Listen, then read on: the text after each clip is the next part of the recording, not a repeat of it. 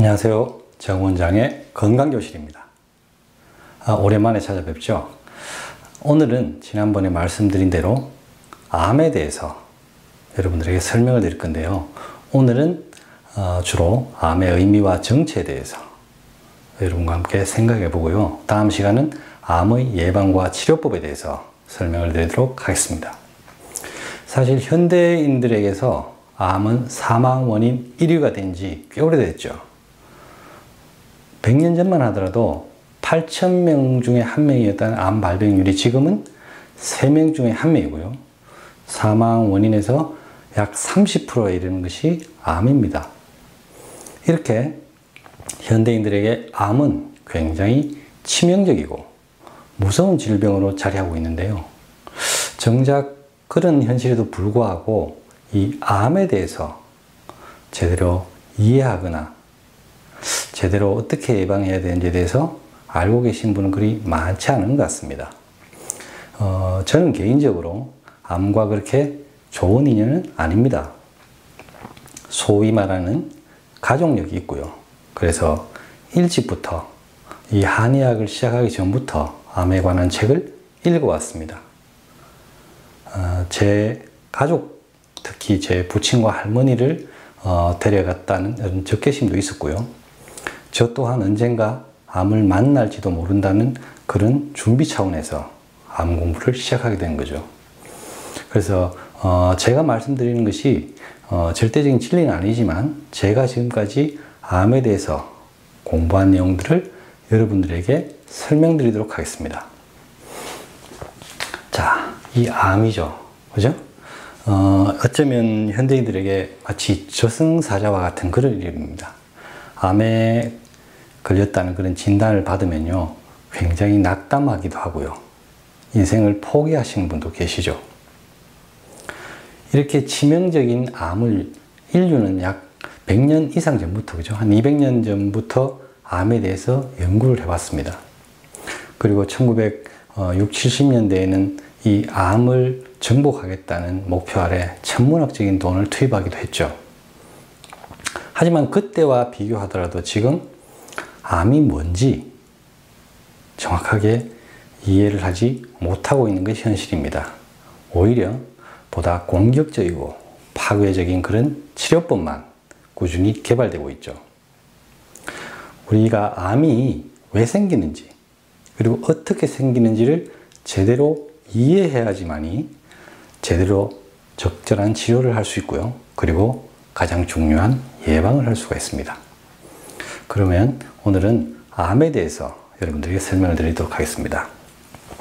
자, 제가 암 공부를 해오면서 여러 책들을 읽었습니다. 그 과정에서 도움이 되는 책은 사실 그렇게 많지 않았고요. 대부분 치료법이라든가 머리 대체요법, 그런 내용들이 주류를 이루고 있었죠. 저도 처음에는 암이 다분히 굉장히 나쁘고 무섭고 그런 이름으로 생각을 했었죠. 근데 제가 한의학을 공부하는 과정에서 여러 건강서적을 읽다가 굉장히 충격을 받은 일이 있습니다. 그건 뭐냐면요, 이 암세포가 내 몸 안에서 만들어지고 있다는 거죠. 보통 성인의 경우에는 하루 매일, 그죠? 수백만 개에서 많게는 수억 개까지 이 암으로 성장할 수 있는 암 씨앗 세포가 매일 생겨납니다. 이런 암 씨앗 세포에 대해서 일부 학자는 몸의 컨디션에 따라서 다르다고 얘기하고요. 그렇지만 일단은 인류가 진화를 해오면서 이 암 씨앗 세포를 만드는 그런 메커니즘을 가져왔다는 거죠. 근데 이 점이 굉장히 중요한 점이 뭐냐면요, 인간이 진화해온 목적은 유일합니다. 어떻게든 건강을 유지하고 생명을 이어가기 위해서 최선의 노력을 하면서 진화해 왔다는 거죠. 그런 진화의 목적에서 보면 이렇게 위험하다고 할 수 있고 굉장히 치명적이라고 할 수 있는 암세포를 매일 만들어낸다? 이건 굉장히 이해할 수도 없고 논리적으로도 맞지 않습니다. 그럼 우리가 암을 제대로 이해하지 못하고 볼 수도 있는 거죠. 그래서 제 공부가 더 진척이 되고 넓어진 계기가 되었습니다. 자, 첫 번째, 암은 내가 만든 것이다.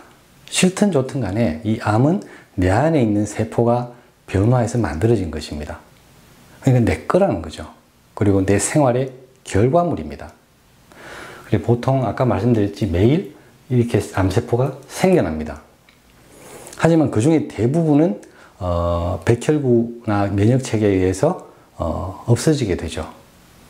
그리고 모든 암의 90에서 95%는 이렇게 그날 가까운 시일 내에 제거가 되거나 조금 성장했다가도 면역계에 의해서 분해됩니다.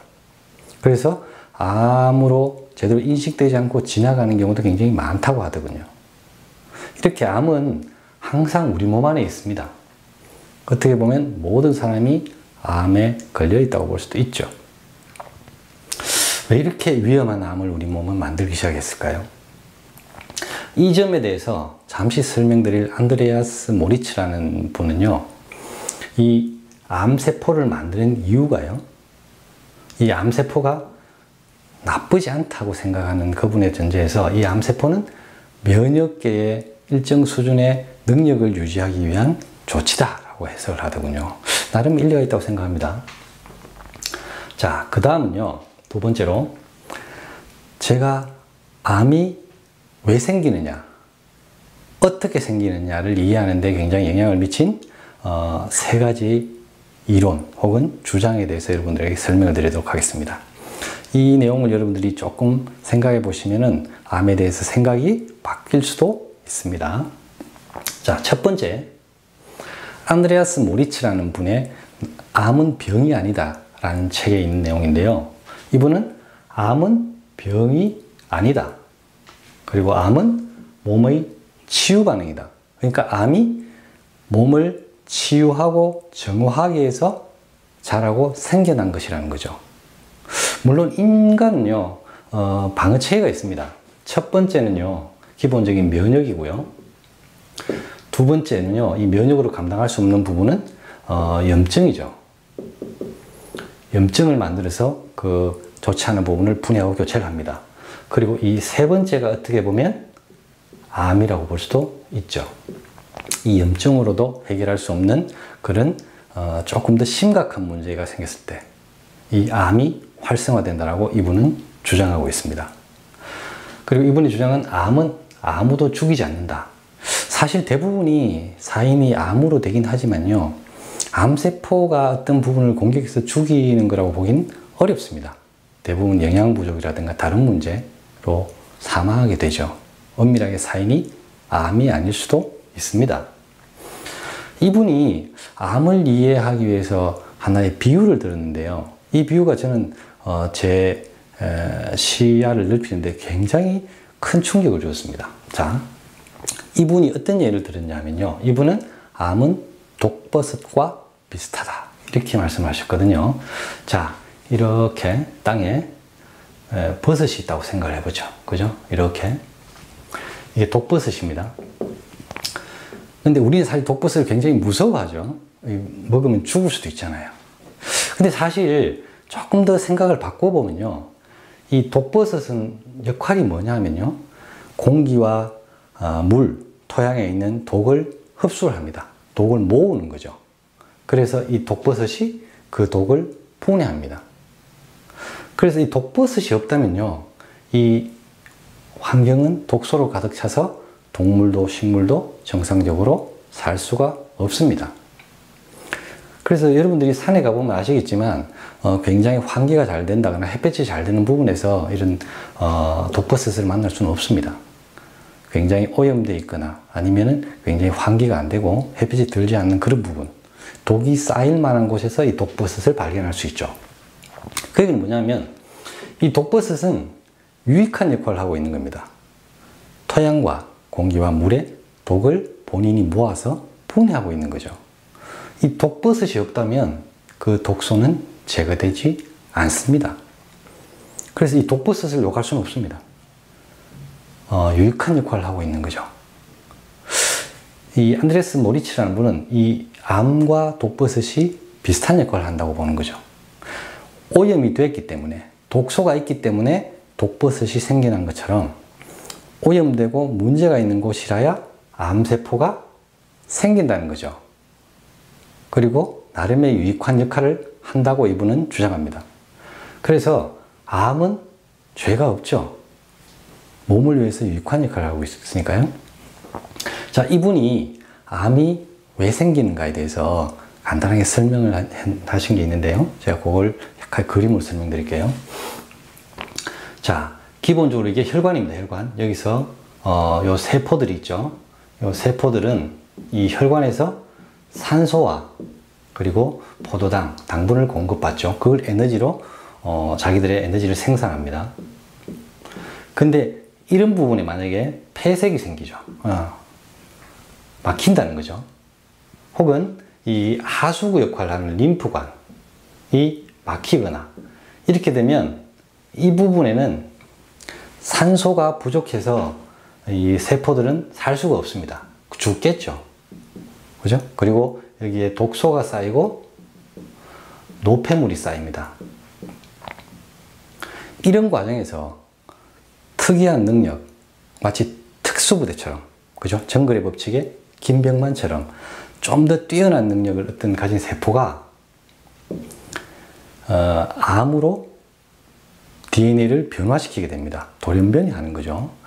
그러면 이 암세포는요, 무산소 환경에서 삽니다. 절대 암세포는 산소가 많은 곳에서는 살 수가 없어요.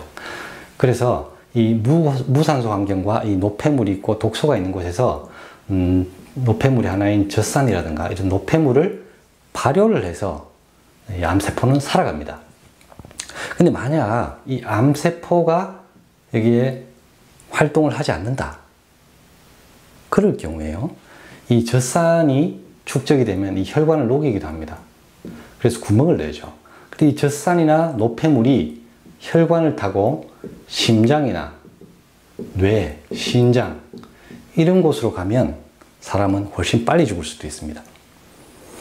그래서 이 암세포는요, 정상세포와 미생물, 여러 백혈구들을 동원해서 여기에 벽을 쌓고 여기에서 자신의 임무를 수행하죠.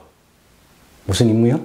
그렇죠. 독소와 노폐물을 분해하는 임무를 수행합니다. 그래서 필요하면 혈관을 땡겨오기도 하고요. 이렇게 해서 암세포는 나름의 유익한 역할을 합니다. 그래서 암세포가 만약에 제대로 생기지 않으면 어쩌면 수명이 더 빨리 끝날 수도 있습니다. 이것이 이분의 주장이고요. 그리고 아까 말씀드렸듯이 암세포는 무산소 호흡을 합니다. 그래서 산소가 있는 환경에서는 살 수가 없어요. 그래서 엄밀하게 보면 이분은 전이에 대해서도 약간 의혹을 가지고 있습니다. 이 암세포가 만약에 어떤 다른 통로로 나갔을 때 산소가 많은 환경이면 살 수가 없다는 거죠. 그래서 어쩌면 우리가 전이라고 믿는 현상도 그 부분에서 폐색이 일어나서 암세포가 새롭게 성장한 것이라고 보는 것이 더 타당하다고 이분은 생각하고 있습니다. 저도 그 부분 이해를 합니다. 그래서 요약해보면요, 정상세포가 폐색, 막히는 거죠. 그래서 산소가 부족한 상황이 되면 일부의 굉장히 능력 있는 세포가 암세포로 돌연변이를 합니다. 그래서 이런 역할을 수행하죠. 그리고 만약에 이 부분에서 문제가 해결되면요, 암세포는 스스로 백혈구에서 분해되거나 그리고 정상세포로 다시 돌연변이해서 정상화되기도 합니다. 그래서 이분의 책도 그렇고 다른 여러 미국 의사분들의 책을 보면 계란만한 어떤 암이 실시간 초음파를 볼 때 한 24시간 이내에 줄어서 완전히 소멸되는 그런 걸 목격한 의사들이 굉장히 많거든요. 그러니까 문제는 이 폐색을 일으켰던, 그래서 이 세포들이 산소를 부족하게 만들었거나 이분의 독소가 쌓이게 만들었던 그런 상황이 해결되면 암세포는 자연스럽게 소멸되는 경우가 많습니다. 공교롭게도 이런 암세포가 총담관이라든가 인체 특정 부위에 생기게 되면 사실은 이렇게 회복되기가 어려운 부위도 있긴 합니다만, 대부분의 암은 이 인체의 특수한 굉장히 어려운 문제를 해결하기 위해서 나타나는 마치 특수부대 요원 같은 그런 거죠. 그래서 어쩌면 이 암세포 때문에 인간의 생명이 단 며칠이라도 더 연장될 수 있다라고 주장하는 것이 이 안드레아스 모리츠라는 분의 주장입니다. 개인적으로는 암이 생기는 의미나 그런 과정에 대해서 나름은 굉장히 타당성 있는 주장이라고 생각합니다. 그리고 자, 두 번째로 살펴볼 이론은요, 존 비어드 박사라는 분의 주장인데 이게 1902년에 나왔습니다. 근데 아직도 이분의 주장을 뛰어넘을 만한 암에 관한 이론이 없다고 하는 거 보면 참 인간의 의학에 대한 발전이 그렇게 크지 않다는 생각을 하거든요. 이분의 이론은 암 영양막 세포 이론입니다. 이분의 이론은 지금도 가장 가능성이 높은 암에 관한 설명인데요. 이분은 어떤 환경에서 암이 생긴다라는 것보다 암의 특성, 암이 어떻게 생기는가, 그죠? 왜라기보다 어떻게 생기는가에 대해서 설명을 굉장히 타당성 있게 하고 있는데요. 이분의 주장은 그렇습니다. 인간이 임신이 돼서 배하기 이전에, 그죠? 아주 초기에, 임신 초기에 인간의 그 수정체에서 만능세포라는 게 나온답니다. 이건 다른 세포와 달리 굉장히 뛰어난 능력을 가진 그런 세포입니다. 위에서 말씀드렸던 약간 김병만 족장 같은 그런 세포겠죠. 어떤 환경에서도 살아남을 수 있고 굉장한 생존 능력을 가진 그런 세포입니다. 이게 난소와 고안의 한 80%가 사람이 모여 있다고 하거든요. 그리고 나머지가 온몸에 퍼져 있는데, 제 개인적으로는 이 만능세포가 이 세포가 아닐까, 저는 그렇게 개인적으로 생각하고 있습니다. 이 만능세포가요, 스테로이드 호르몬, 어떤 게 있냐면요, 에스트로겐 여성 호르몬, 테스토스테론 남성 호르몬, 그리고 우리가 스트레스를 받았을 때 나오는 스트레스 호르몬, 이런 게 다 스테로이드 호르몬의 일종입니다. 이 스테로이드 호르몬의 일종에 의해서 만능세포가 영양막 세포로 변화를 합니다. 그래서 막을 만들고요. 그리고 이 영양막 세포 역할이 뭐냐면 태반과 탯줄을 형성하는 역할을 합니다. 굉장한 능력이죠, 그죠? 근데 이 영양막 세포의 어떤 특성이 암세포의 특성과 너무 유사하기 때문에 암도 결국은 영양막 세포의 일종이다 라고 하는 게 이 존 비어드 박사의 이론입니다.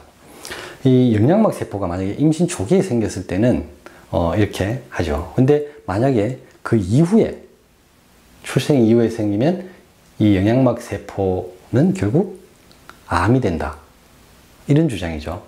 그 실제로 이 영양막 세포를 검사하는 검사법이 있다고 그래요.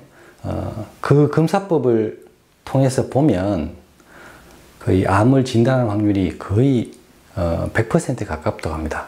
그걸 의사들이 활용하지는 않고 있네요. 이 영양막 세포는 자기 임무를 다하게 되면요, 이 췌장의 효소가 이 막을 분해하면 이 막의 구멍이 뚫리면서 백혈구에 의해서 자기 역할을 다하고 분해되게 됩니다. 그래서 이 췌장 효소가 이 영양막 세포 혹은 암세포의 분해에 굉장히 중요한 역할을 하죠. 그래서 여러분들이 과식하면 이 췌장 효소가 부족해지기 때문에 이 암을 억제하는 능력이 떨어지는 겁니다. 그래서 이 암 영양막 세포 이론은 지금까지도 100년 넘게 가장 강력한 이론으로 자리를 잡고 있습니다. 그리고 세 번째가 이건 사실은 이론이라기보다는 하나의 어떤 이분의 주장인데요. 암은 결핍증이다 라고 주장하신 분이 에른스트 T 크랩스 주니어 박사라는 분입니다. 이분은 왜 이런 주장을 하게 됐냐 하면요, 훈자말이라고 있습니다. 예전에는 작은 소국이었다가요, 지금 파키스탄 영토에 복속되어 있는 나라인데요, 지금은 마을이 됐죠. 여기는 뭐 90은 기본이고요, 마을에 가면 100세 넘는 분을 심심치 않게 볼 수 있을 정도로 세계적인 장수 마을이라고 합니다. 근데 그 마을의 그 장수와 무병에 대한 그런 조사를 하다 보니까 이분들이 이 살구와 살구씨를 거의 뭐 생활 속에서 수시로 복용을 하고 간식처럼 그렇게 드신다는 거죠. 그래서 이분은 이 살구씨에 주목을 했습니다. 그래서 살구씨의 어떤 특성을 연구하고 그 성분을 분석하다가 이 살구씨에서 비타민 B17이라는 성분을 추출해내서 본인이 이름을 붙였습니다. 그래서 이분은 만약에 비타민 B17이라든가 이런 부분이 충분하면 이런 성분들이 암을 억제한다고 하는 거죠. 그래서 암은 결국은 이런 비타민이나 효소의 결핍으로 인한 증상이다 하는 그런 주장입니다. 그리고 이분의 주장에 의하면 요 췌장 효소가 부족할 경우에 다시 영양막 세포, 암을 둘러싸고 있는 막을 분해해 줄 수 있는 것이 이 비타민 B17이라는 거죠. 그래서 원인이나 과정에 대한 것보다는 암은 결핍증일 수도 있다. 그리고 현대인들의 식습관의 변화나 그런 걸로 인해서 이 호르몬과 효소, 이런 비타민 이런 부분이 부족해지면서 암이 이렇게 유행하게 됐다 하는 것이 이 크랩스 주니어 박사의 이론입니다. 오늘 이렇게 제가 암에 대해서 조금 신뢰할 만한, 그리고 우리가 관심을 가져볼 만한 그런 내용들을 여러분들에게 설명드렸는데요. 사실 암을 우리가 치료하고 예방하는 데는 사실은 가장 중요한 것은 암이 왜 생기느냐, 그리고 어떻게 생기느냐를 이해하는 것입니다. 그것이 암과 여러분들이 만나게 됐을 때 암을 예방하고 치료하는 가장 중요한 부분이거든요. 그래서 이런 것만 보더라도 최소한 우리가 암을 만났을 때 어쩌면 누구나 이 암세포를 가지고 있고요.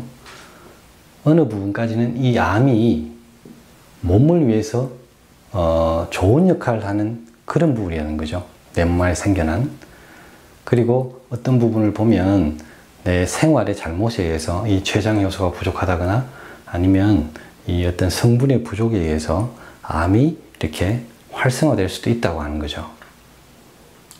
저 개인적으로는 이 안드레아스 모리츠라는 분의 주장과 존 비어드 박사의 주장을 잘 생각해 보면은 우리가 암의 정체, 암이 뭘까라는 데 대해서 생각을 조금 바꿀 수 있지 않을까, 저는 그렇게 생각합니다. 오늘 암의 정체, 암이 뭘까에 대한 내용은 여기까지고요. 다음 시간에는 암의 치료법에 대해서, 그리고 예방법에 대해서 여러분들에게 설명을 드리도록 하겠습니다. 아무쪼록 우리가 가장 중요한 생활의 개선을 통해서 암은 가급적이면 크게 키우지 않는 것이 가장 중요하겠죠. 그러면 오늘 강의는 여기까지 하겠습니다. 감사합니다.